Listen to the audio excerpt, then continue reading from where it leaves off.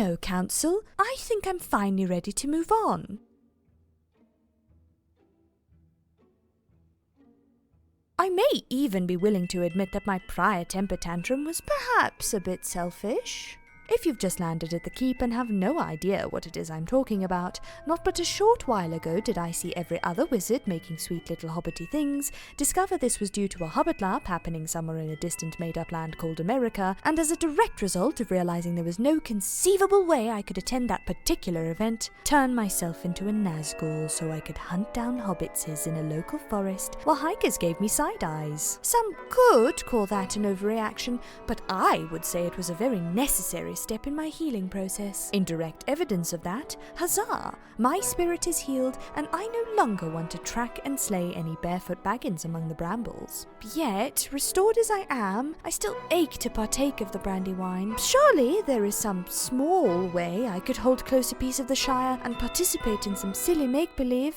Oh, what's that? I'd live in a valley of rolling hills and babbling brooks eating breads and cheeses all day while I spend my every waking hour making believe? Pish-posh, Council.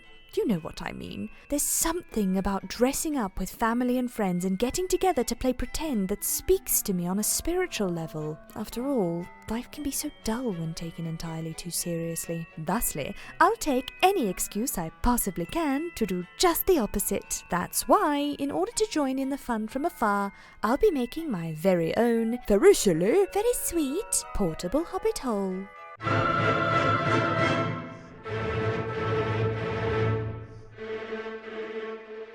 I'll be frank with you, Council. This project is owed entirely to this second-hand basket I stumbled upon. The shape was unmistakable in my mind, and the idea of a Hobbit-themed picnic with plenty of practical little attachments to add on whatever bits and bobs I'd need to have a travelling taste of Middle-earth whenever I please is far too novel an idea to pass up. This idea isn't even the slightest bit original. After all, these two videos exist, and I have watched them both multiple times. I'll link them both down below so you can do much the same. But what I'm trying to get at is that not every project needs to reinvent the wheel. Sometimes you just see someone making something and feel inspired.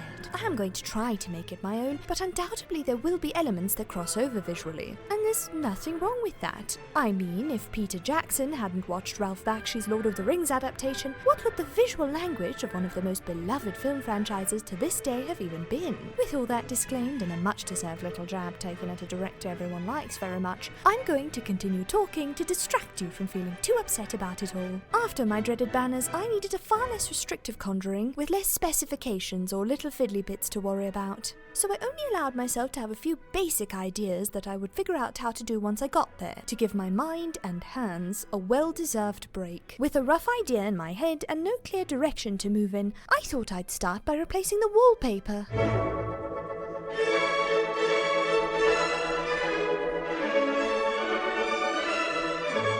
To begin, I gut the beast. All of the threadbare plaid fabric in this basket is held in place with thick, clear fishing wire. A decent enough method for doing so, and one I will be stealing myself later. So with my trusty seam ripper in hand, I tear through all the string and pull out swaths of old fabric entrails. I intend to use said entrails as a pattern to make my shiny new ones. With the fabric and deteriorating internal foam used for padding safely quarantined out of the way for now, I can leave the basket upside down outside in the sun while I gather a fabric more suited to the Shire. This fancy William Morris quilting cotton is the obvious choice, of course. Its bright, curling and twirling leaves in various greens and oranges outmatched any possible alternatives, though I do end up finding a use for a few of the other contenders a bit later. I piece and press together some scraps of 100% cotton batting to go in the centre of my little quilted panels. After much careful pressing to all fabric involved, I make a sandwich consisting of fancy quilting cotton, hodgepodge cotton batting, and some old brown linen that is still kicking around somehow because, as cleverly stated by this council member, wizards keep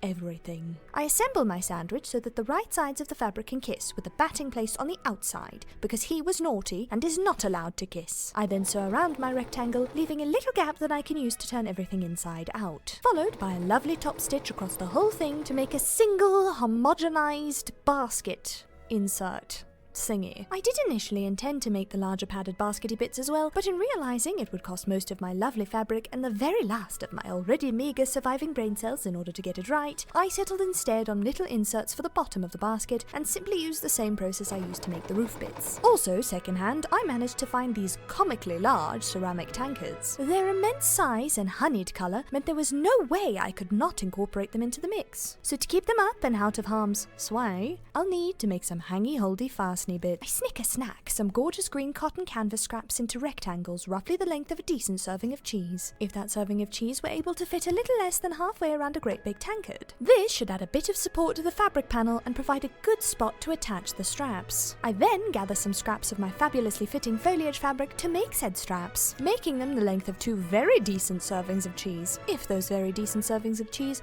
were long enough to go a little more than halfway around a great big tankard and tie into a bow. These cheese metaphors were brought to you by the script-writing wizard's empty tummy. To assemble the straps, I simply fold them in half, right sides together, and then stitch all along the open edges, leaving the little one at the bottom open to turn them inside out. I find turning little strappy bits inside out is always made easier with the use of a knitting needle. The little knobby bit is great for pulling the fabric through without breaking any of your seams, and the little pointy bit is great for poking out your corners. I then press the whole strap clean and flat, and now I can snip the corners of my canvas rectangle, press them back to create a seamless little shape, place that in the center of my roof panels, pin and tuck the open edges of my straps beneath it, and then top stitch all along the rectangle with the shortest possible stitch length to lock everything in place in the sturdiest and least time-consuming way I know how. With our internals freshly wallpapered, I can now move on to the roof.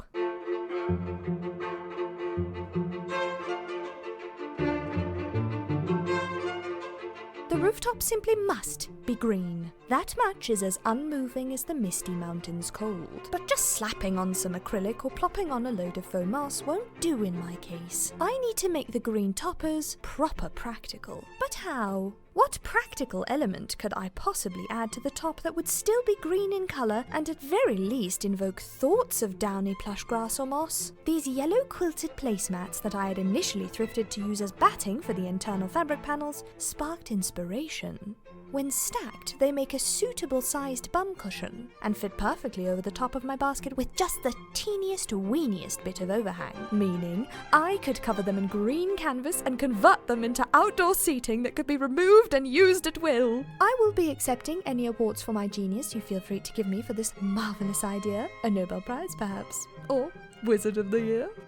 I pop the placemats in the wash because I don't know where they've been and they smell a little funny, making sure to give them 2 cycles on a very high heat. When they come out of the wash, they'll be so dizzy from all that spinning that they won't be able to protest when I drape them over a clothes horse and leave them outside to dry. To transform them from 4 stacked placemats into 1 not so stacked little cushion, I lay them out against the folded green cotton canvas I'll be using and mark out a larger rectangle around them, making sure to take into account the size that the height of the stack adds and adding in some very generous seam allowance atop that. I then chop that shape out of my canvas and sew all around, leaving one edge open, only to realise that I was supposed to make little tags to stick out so I could actually tie these to a basket, which I then do and unpick little spaces for, popping them in raw edges faced outwards and re-sewing them all over again. This is what happens when you don't really have a plan and just sort of work loosey-goosey and hope things turn out for the best in the end. I turn my pillow casings inside out, push out the corners, and then stuff my yellow placemats in as evenly as I possibly can, while the keep rogue runs all over my newly organised cutting station. Then it's just the simple matter of pinning the seam allowance towards the inside of the pillow and top stitching all round to entomb those placemats in their new forever home. I guesstimate a rough centre for my pillow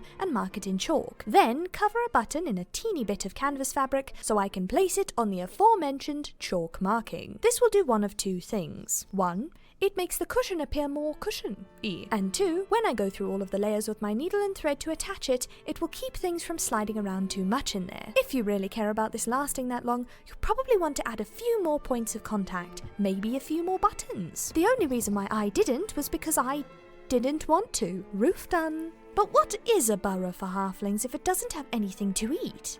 And to eat, we'll need a kitchen. We'll need a few extra little furnishings to go in our kitchen for our elfhood of the travelling elevenses. I already had these silly little cheese knives lying around, so committing them to the cause was easy enough, and I could just grab any of the other appropriate cutlery and crockery I already have laying about. But I want desperately to make little lembas leaf sandwich pouches for this project, because when else will I get the chance to do that? I also want to do some leather working for this project, so what better way to try my hand than by making my silly themed sandwich holders in leather? I start by making a pattern in much the same overcomplicated manner I usually do. A thought-provoking process that requires plenty of scrap paper, 2 slices of bread, and some very compelling realizations. Oh, I just need a bigger square. I would explain how I drafted all this, but alas, I have a Patreon, and must feed the beast in order to appease those of the council whose hunger for knowledge and silly little whimsical patterns knows no bounds. That is to say, if you'd like the pattern, or if you just want to support what I do here, you could follow the link in the description below. Was that annoying enough? Should I do more?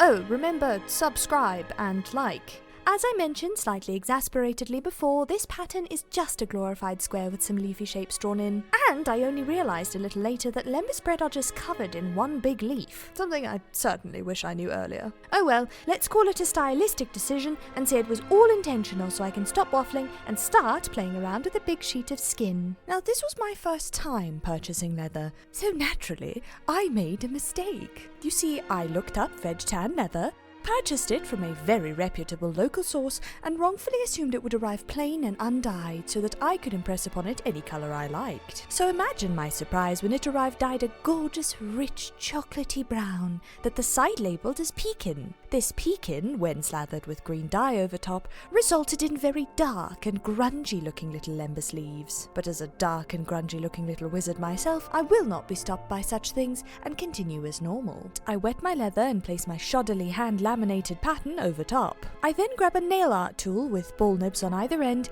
and use that to trace the pattern in. I attempt to use a newly acquired swivel knife to trace in the additional details, but after the first attempt realised that the ball tool is much easier and doesn't leave big ugly gashes in the leather. I am certain it's better to use a knife when tooling leather, but I don't really know why, or why I shouldn't just continue using my nail tool from here on in. I use this little indenty tool with a hammer and make some very ugly little indents because I barely know what I'm doing. This part took very long and was very loud, giving it the added bonus of being very annoying. But by the end of it all, I had improved enough that some bits of my leaves look good enough to be on camera, which means good enough for me for now. I then extract all the excess leather with an X-Acto, wet the edges a little, grab my burnisher, and then...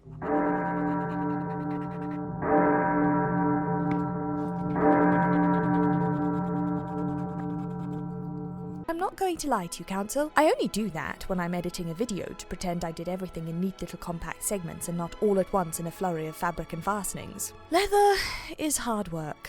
It's difficult to work with and it's expensive. And while I am certain I'll improve with time and experience, I think I'll be making use of someone else's patterns the next time I touch this particular medium. But all that hard work aside, it's finally time for the fun stuff. Alongside this green dye you've already seen, I also snagged some little pots of leather paint to add some extra leafy details. I drench the whole piece with dye and give it a bit to dry. Then I can take a bit of this olive paint and dry brush it in the centre of my leaves. This will catch all of the high points in the design and brighten them up a bit. I then go in with a detail brush and a more generous helping of paint to bring out the various raised veiny parts. Once dry, I fold in 2 edges of the leaf with the help of some water along the fold line so that they can hold hands in the centre. Then knock a single hole in either end and secure them with some waxed cord and many knots. To hide the colour of my cord, I just dub on a little green dye. I finish my lembas parcels off by folding the other edges in, hammering them into submission, and then wrapping them in whatever appropriate string I find lying around my keep, marking a satisfying end to my first ever leather project. As a final touch to the interior furnishings of my travelling home, I made some quick and easy little napkins out of some linen ramie by using the scalloped decorative stitch that comes pre-programmed on my machine. I go all along the edges of my roughly cut squares,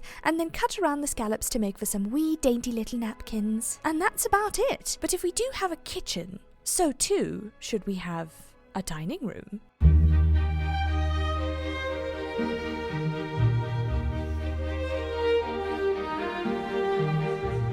I've had these quilting sticks for an age, and initially intended them to be used for a quilted garment for the ranger, but could I truly resist these rich ochres and leafy patterns in my travelling little hovel? No, his hoodie will have to wait, for I wish to turn these rolls of perpetual autumn into a picnic blanket. I won't go on too long about this one. There's no pattern involved, just long strips of fabric all sewn together with an appropriately waterproof fabric backing to protect my spiced cottons from the cold wet earth. I opted, instead of binding off the edges, to just do the right sides kissing, turn inside out, top stitch all the gaps closed method. But a part of me thinks I should have just done the binding, if only just to hide the strange seams. To finish off my dining room, I tie the last of my golden ribbon around either end so that I have the means to attach it to the exterior of my hobbit hole soon enough, marking the end of the dining room, making it time to work on a door.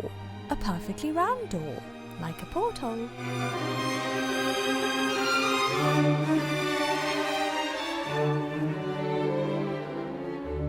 Once again, I need a decorative element for my hobbit hole, and once again I need it to be a functional item. Ye old charity shop to the rescue yet again! I found these 2 platters. The plan? Attach these 2 platters to the front of my hobbit hole basket and have them represent our little door for a hole in the ground. These don't really require much work at all. I sanded the wooden plate strange varnish off, and most of the design as a result, so I attempted to use wood filler to fill in the gaps. But when I added some food-grade mineral oil over top, the wood filler turned dark brown and had to be cleaned off. So there's just sort of a faded pattern in the background. For the baskety platter, I just daubed on some green leather dye so it could go on top of the wooden platter and form the main door of my burrow. I'm sure you're worried about most of these materials being not so food safe. I am too. So I won't be putting anything directly on these. I'll just cover them with napkins and put dry foods atop those. To attach it all, I'll thread some ribbon through the basket layers and use that to secure my plattery portholes to my travelling abode. Something we'll worry about when we get to the final construction, which should be right now.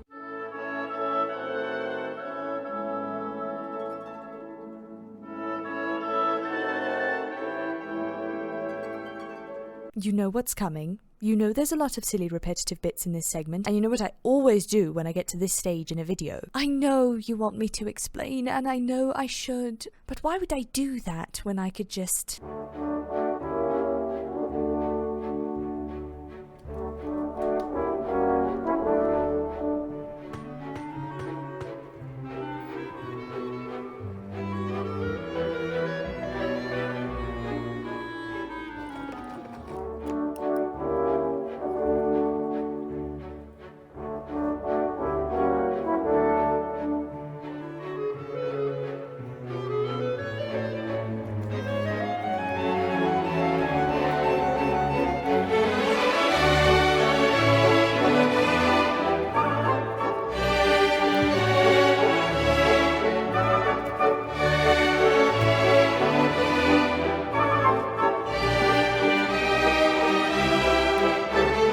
Assembled. It's obviously not enough to just go out into the world with a hobbit hole on my back. I also require hobbit-appropriate attire to go alongside it.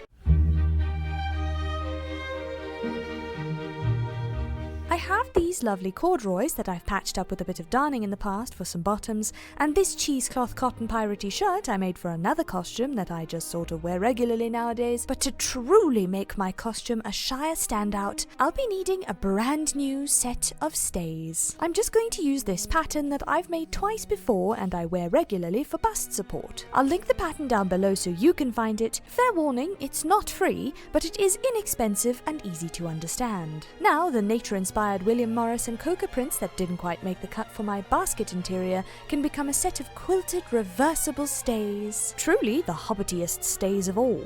For side one, this Coca fabric was more than enough, but out of fear of losing too much of this lovely Morris print and in a desperate plea to avoid too much pattern matching drama, I chose to make the back and front panels out of the pretty fabric and do the sides with this dark green corduroy. That's not to say no piecing and pattern matching drama was had, but I handled it so very well that you can't even notice the seams and everything looks beautiful and symmetrical because I am the greatest wizard that ever lived and I am amazing at everything I do. Don't go back and look at the leather leaf pouches. Just look at these beautiful stays. Don't go back. Nope. No, I sew all the fabric panels together as their own set of stays with the cotton batting attached to the coca fabric, and then make a stay sandwich with the wrong sides together for a change. This is because I'll be finishing the whole thing off with some lovely binding, which means I can take my sandwich directly to my sewing machine and use these threads I picked out at the thrift shop to quilt along the coca layer, using the diamond pattern in this design itself as my guide. I love quilting, and these stays are rather small, so this went very quickly, and following the diamonds left me with these little caged flowers. Once all quilted up, it's just the simple matter of adding my dark brown binding along all the edges, knocking in some lovely brass grommets without the proper tools for the job, resulting in yucky crushed looking eyelets, and then just finishing it all off by lacing it up with some lovely dark olive green ribbon, marking the end of the most beautiful and comfortable set of stays I have ever made. What a shame it would be if I started doing cardio daily and as a result already had to pick it apart and do some fit adjustments. At least it fit for the reveal. With my clothing all in order, I am finally ready to take my travelling burro, my well-dressed self, and my dearest family out for a little treat.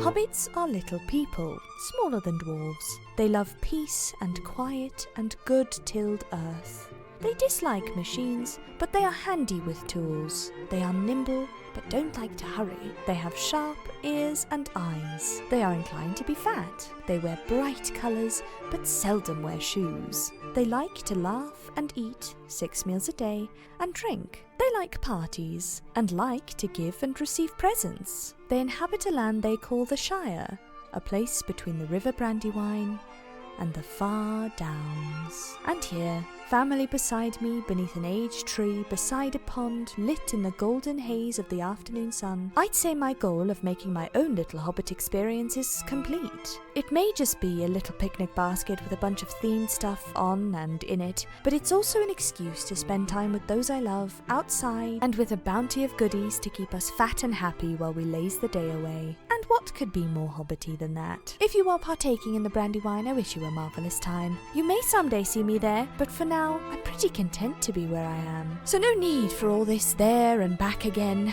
Not just yet. Salutations, Council. I won't keep you long. Firstly, thank you so much to my Wizard Council. I'm sure you're sick of hearing it by now, but your support does mean the world to me and allows me to experiment with more materials and make. I'm also so happy to see that my fellow council members have actually used some of the patterns I've released, especially the Keep Banner pattern. These are so gorgeous and I'm so happy that anyone has made them. I hope one day to catch it on you and give a little wave. You'll know it's me because I'll be beaming with pride like an idiot. So special thank you to all. Welcome new faces. Welcome to the Keep.